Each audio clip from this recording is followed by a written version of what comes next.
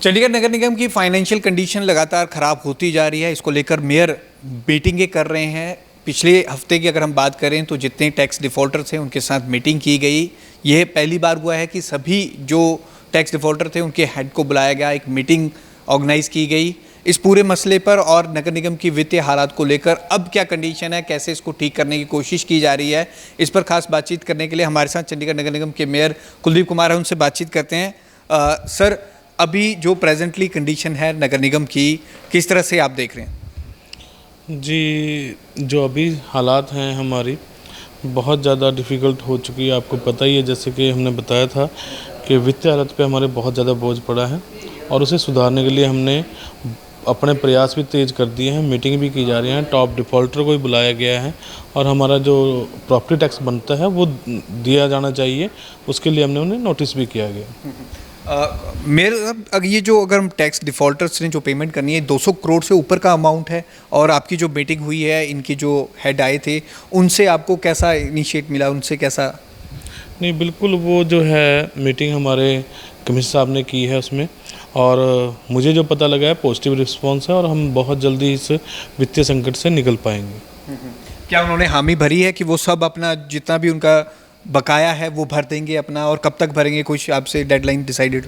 नहीं, मुझसे deadline decide नहीं हुई है। वो बेसिकली मैं आपको बताया ना, कमिश्नर साहब से मीटिंग हुई है और जैसा कि मैंने बताया कि मेरी कमिश्नर साहब से जो बात हुई थी उसमें पॉजिटिव रिस्पांस था और वो कहते हैं बहुत जल्द हम इसका जो आपका बकाया है वो देने के लिए भी एग्री कर रहे हैं। नहीं देंगे तो फिर जो बनती कार्रवाई है वो की जाएगी नगर निगम की तरफ से। ऐसा कहा जा रहा था कि अगर वो अपना बकाया नहीं देते तो ताले भी लगाने पड़े तो लगाएंगे, मेयर साहब ताले लगाएंगे? बिल्कुल, देखिए ना, अब जैसे हमें बताया गया एडवाइजरी मीटिंग में जो हम बैठे थे वहाँ पर गवर्नर साहब भी थे हमारे, और कहा भी अपना रेवेन्यू जनरेट कीजिए। हमारा सबसे ज़्यादा रेवेन्यू जो है सरकारी बिल्डिंगों पर रुका, अगर वो हमें पैसा नहीं देंगे तो हमें ताले लगाने की नौबत आई तो ताला भी लगाना पड़ेगा। अच्छा सर, अभी एक स्टडी टूर जाना था लक्षद्वीप, कोची, अभी दिसंबर में डिसाइड हुआ था। आपने ये बोला था वाटर के लिए और कूड़े को प्रोसेस करने के लिए प्रॉपर स्टडी टूर जाना था।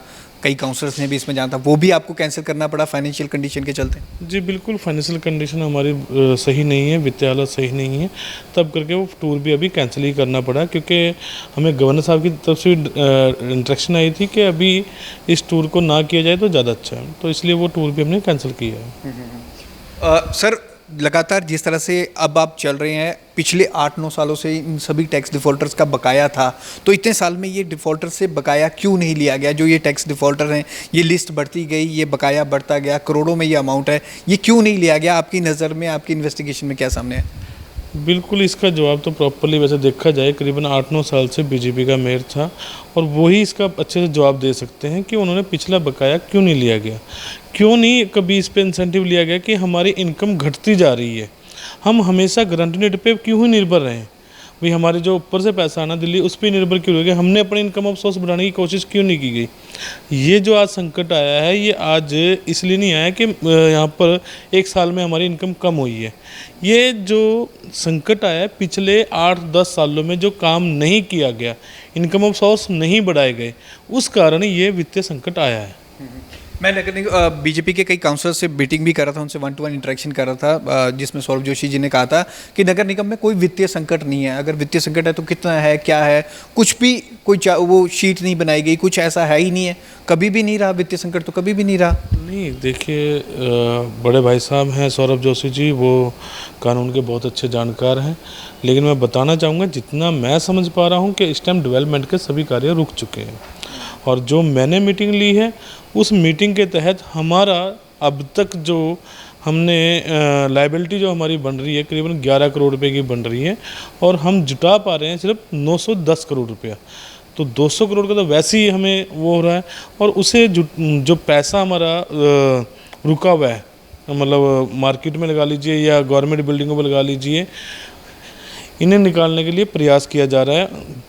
जल्द से जल्द मीटिंग टू बैक मीटिंग रखी जा रही है जिसमें कि हम सोच रहे हैं कि जितने भी हमारा पैसा मार्केट में रुका हुआ है वो हम जल्द से जल्द कवर कर पाएँ।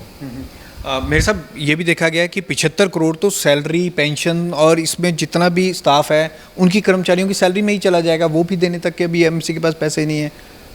जी बिल्कुल, लेकिन इसमें भी हम बहुत जल्दी अपना इंसेंटिव ले रहे हैं कि हमारी लायबिलिटी जो बनती है वो 70 से 75 करोड़ हमारी लायबिलिटी है पर मंथ, और उसे हम रिकवरी कर रहे हैं। और अपना जो भी हमारा अब सुझाव भी नए नए आए हैं, काउंसलर से भी आए हैं, ऑफिसरों से भी आए हैं। ऐड की जो ऐड लगती है हम उसके भी हम आगे सोच रहे हैं कि हम उसमें क्या कर सकते हैं। कोई हमारी ज़मीन है उसे हम लीज होल्ड पे दे सकते हैं। कुछ ना कुछ ऐसे बहुत से सुझाव आए हैं। लैंड पुलिंग का भी आया जिसमें हम ऐसे कई सुझावों पे विचार कर रहे हैं जिससे कि हम वित्तीय संकट से निकल सके और आने वाले समय में ऐसा कोई वित्तीय संकट ना आए। मेरे साहब शहरवासी पूछ रहे हैं कि चंडीगढ़ की सड़कें इससे पहले कभी ऐसी खस्ता हालत में नहीं रही। आपके वार्ड की भी बात करें, आपके वार्ड के लोग भी आपको कंप्लेंट कर रहे होंगे कि सड़कों की हालत बहुत खस्ता हो गई है। क्या सड़कें बनाने के लिए भी अब पैसे नहीं है? इसको लेकर भी आप मीटिंग कर रहे हैं एडवाइज़र से? बिल्कुल, सड़कें बनाने के लिए भी मीटिंग की जा रही है। मैं पहले भी उन्हें लेटर लिख के आया था कि हमें एक अतिरिक्त बजट दिया जाए 54 करोड़ रुपये, करीबन 54 करोड़ रुपये हमें दीजिएगा सड़कें बनाने के लिए, क्योंकि हमारी सड़कें करीबन कुछ सड़कें तो ऐसी हैं जो 5 से 7 साल हो चुके हैं और इतना समय के बाद तो सड़कें वैसे ही टूटनी जायज़ है।